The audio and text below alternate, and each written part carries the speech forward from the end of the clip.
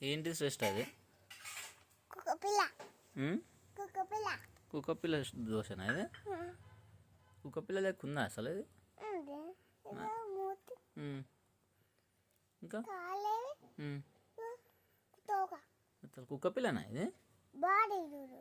వారిని బాడీ ఏమో అంత పెద్దగా ఉంది, ఆ మూతి మరి ఎంత గిత్తుంది? అట్లనే ఉంటుంది. అట్లానే ఉంటుందా? బాగుందా? బాగుంది. నువ్వే అడిగినావా దోశ ఇట్లా ఏమని? తిన్నావా మరి ఇంతకు?